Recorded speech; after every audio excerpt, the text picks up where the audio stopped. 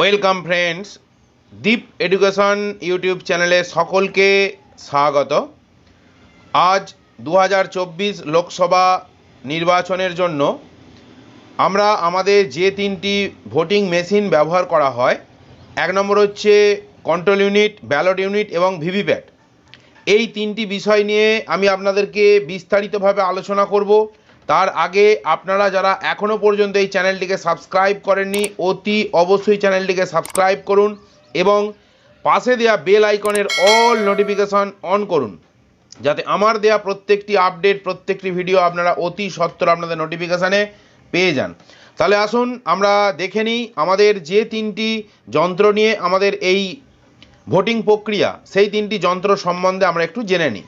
তাহলে দেখুন, সেই তিনটি যন্ত্রের একটি চিত্র আমি আপনাদের সামনে তুলে ধরেছি। এই যে অংশটি হচ্ছে কন্ট্রোল ইউনিট, তারপরে আছে ভিভিপ্যাট, আর এই যন্ত্রটির নাম হচ্ছে ব্যালট ইউনিট। এই ব্যালট ইউনিটেই আপনাদের ক্যান্ডিডেট এবং নোটা সহ সমস্ত তথ্যগুলি দেয়া থাকবে এবং সেই অনুযায়ী এই যে নীল বাটনগুলি ওপেন করা থাকবে। ধরুন আপনার বুথে টোটাল প্রার্থী আছে 5 জন, তার সাথে নোটা নিয়ে 6 জন।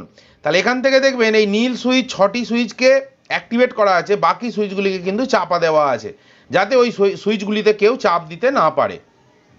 এবং সেই সঙ্গে দেখে নেবেন যে আপনার বুথের জন্য কটি ব্যালট ইউনিট অ্যাসাইন করা আছে। তার জন্য উপরে দেওয়া এইখানে একটি ছোট্ট গোল সুইচের মতো দেওয়া থাকবে, ওতে নাম্বার লেখা থাকবে 1, 2, 3 এইভাবে নাম্বার থাকবে। তাহলে এই হচ্ছে পুরো প্রক্রিয়া, কন্ট্রোল ইউনিট, ব্যালট ইউনিট এবং হচ্ছে ভিভিপ্যাট। এবং এদের সংযুক্তিকরণ কিভাবে হবে তাও আমি ধীরে ধীরে বলবো আপনাদের। আপনারা সাথে থাকুন এবং চ্যানেলটিকে সাবস্ক্রাইব করে রাখুন, আর বেল বাটনের অল নোটিফিকেশন অপশানটি অন করে রাখুন।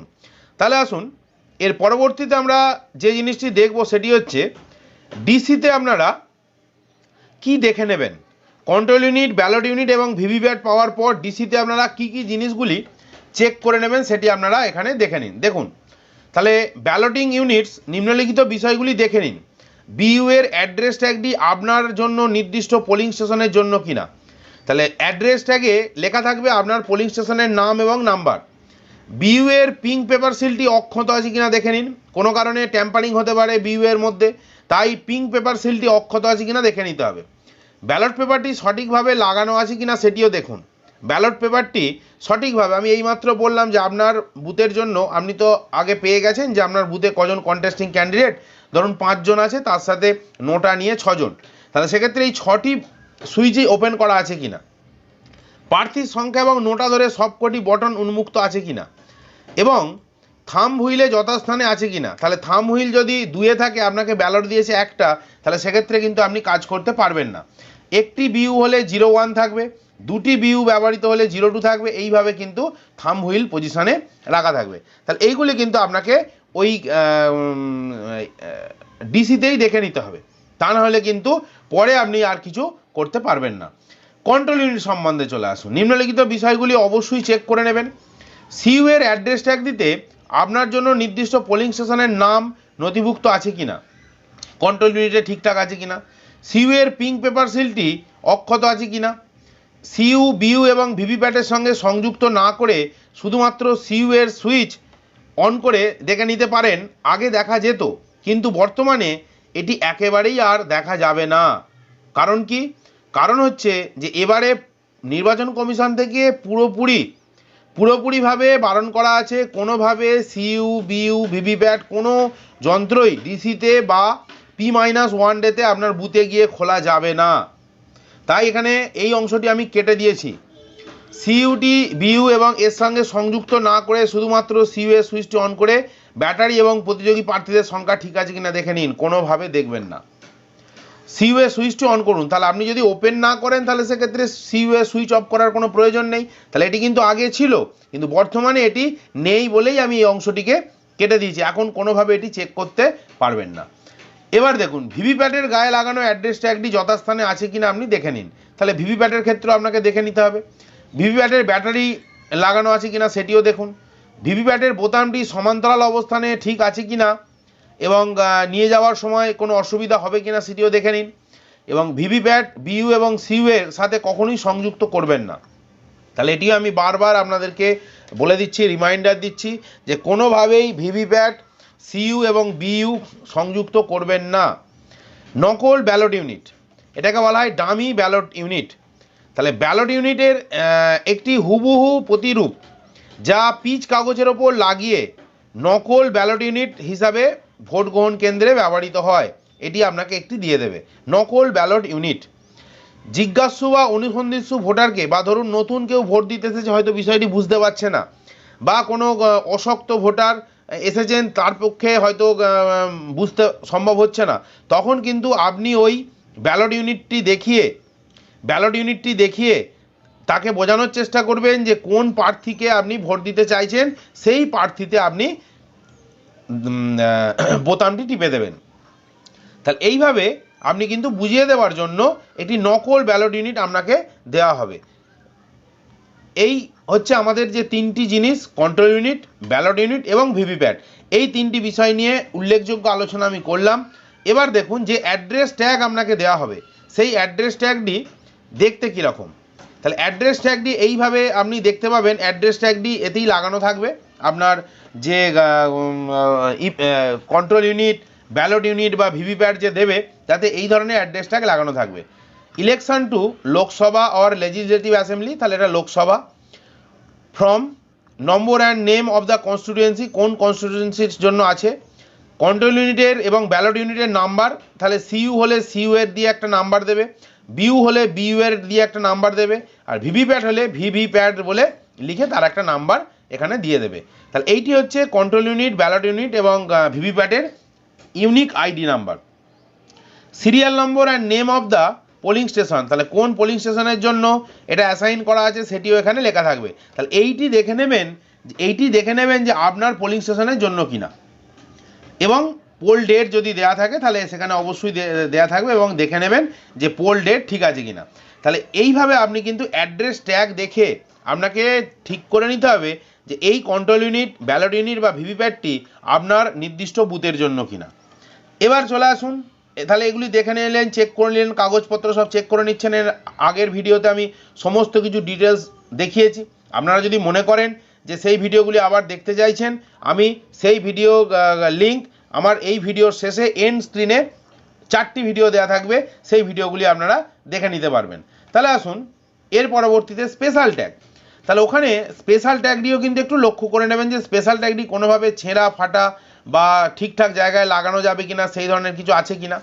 তাহলে স্পেশাল ট্যাগের মধ্যে এই জিনিসগুলি আপনি দেখতে পাবেন। এখানে একটা সিল দিতে হবে, আমি এখানে ডিস্টিংগুইশিং মার্ক একটা দিয়েছি, দেখুন ডিস্টিংগুইশিং মার্ক, এটি আপনার নির্দিষ্ট বুথের জন্য।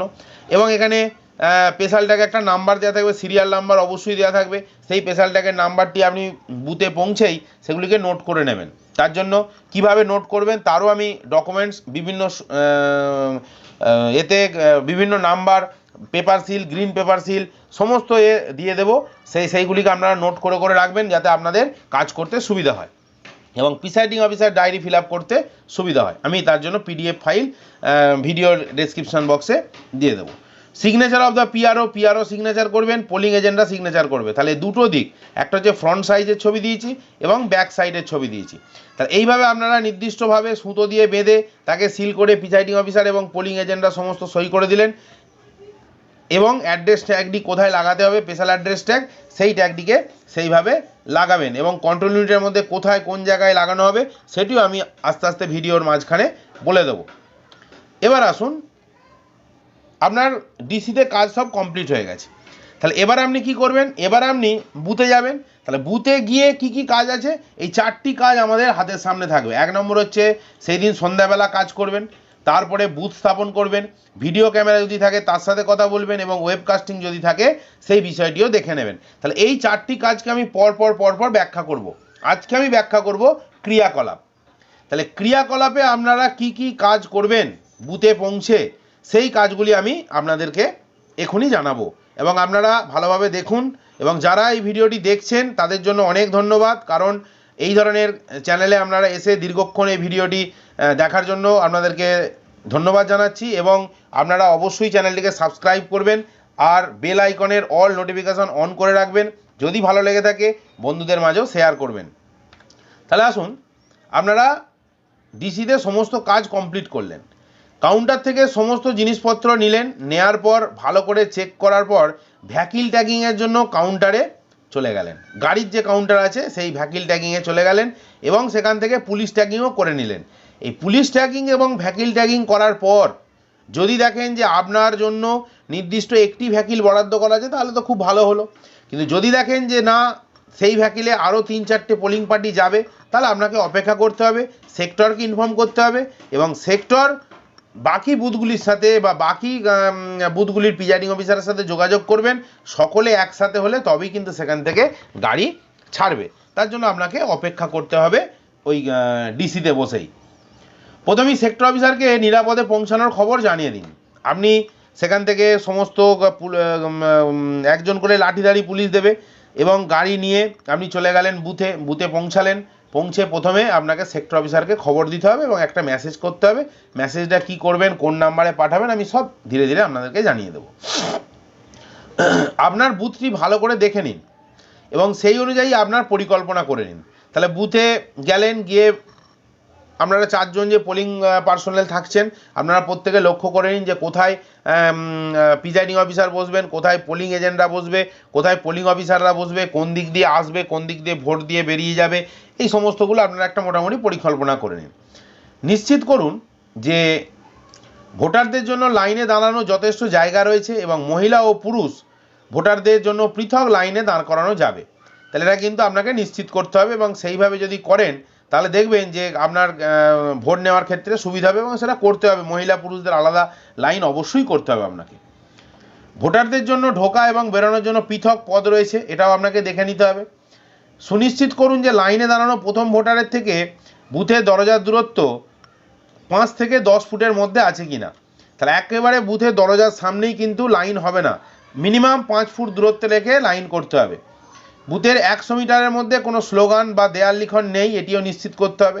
আশা করি যদি আপনার এতে আগে থেকেই প্রচার করানো থাকে তাহলে 100 মিটারের মধ্যে যা দেয়াল লিখন বা প্রচার থাকবে হয়তো মোছা থাকবে, না থাকলেও আপনাকে ব্যবস্থা গ্রহণ করে সেটি কাজটি করতে হবে। যে সমস্ত সাইনেজগুলি বুথে টাঙাতে হবে সেগুলিকে তৈরি করে রাখুন। যেমন ধরুন এক্সিট, তারপর হচ্ছে আপনার এন্ট্রান্স, তারপর হচ্ছে আপনার পোলিং এজেন্ট বসার জায়গা, পোলিং অফিসারদের বসার জায়গা, প্রিজাইডিং অফিসারের জায়গা, সেইগুলি একটা স্টিকার দিয়ে দেবে। সেই স্টিকারগুলিকে বিভিন্ন জায়গায় মেরে দিতে হবে এবং বাইরেতে বিশিষ্ট ব্যক্তিদের যে ফোন নাম্বার, হঠাৎ করে কোনো কিছু সমস্যা হলে তার ফোন নাম্বারগুলো সেখানে দিয়ে দিতে হবে। সেই সমস্ত জায়গাগুলো ঠিক করে রাখুন এবং আগে থেকে বিভিন্ন ফর্ম, খাম, ট্যালিশিট ইত্যাদি তৈরি করে পূরণ করে রাখুন। যেগুলো যা পূরণ করার অবশ্যই করে রাখবেন আগের দিন সন্ধ্যাবেলা বসে। বুথের ভিতরে রান্না করা বা আগুন জ্বালানো নিষিদ্ধ। তাহলে যে বুথে আপনারা থাকছেন সেখানে কোনোভাবে আপনারা নিজেরা রান্না করবেন না বা আগুন জ্বালাতে পারবেন না, কারণ অনেক কাগজপত্র, অনেক কিছু থাকে, সেগুলো হঠাৎ করে হয়তো কোনো দুর্ঘটনা ঘটতে পারে। সেই জন্য বুথের ভেতরে কোনোভাবে আগুন জ্বালানো এবং রান্না করা নিষিদ্ধ।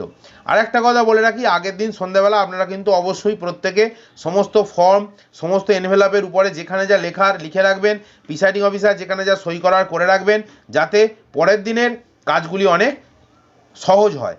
এবং আমি পরপর এইভাবে যেমন সিকোয়েন্সে ভিডিও দিচ্ছি আমি পরপর দেবো আপনাদের কি কি করণীয় কাজ, কোন সময় কি করবেন এবং তার মধ্যে বিভিন্ন ফর্ম ফিল আপ আছে, সেই ফিল আপগুলো কী কী করবেন সেগুলো আমি সব আস্তে আস্তে দেখাবো। আপনারা শুধু চ্যানেলটির সাথে থাকুন এবং চ্যানেলটিকে সাবস্ক্রাইব করুন, বন্ধুদের মাঝে শেয়ার করুন, যাতে প্রত্যেকে এই ধরনের ভিডিওতে উপকৃত হন এবং ভোট প্রক্রিয়াটি সুন্দরভাবে, সুষ্ঠুভাবে করতে পারেন। তাহলে আপনারা প্রত্যেকে ভালো থাকুন, সুস্থ থাকুন। ধন্যবাদ।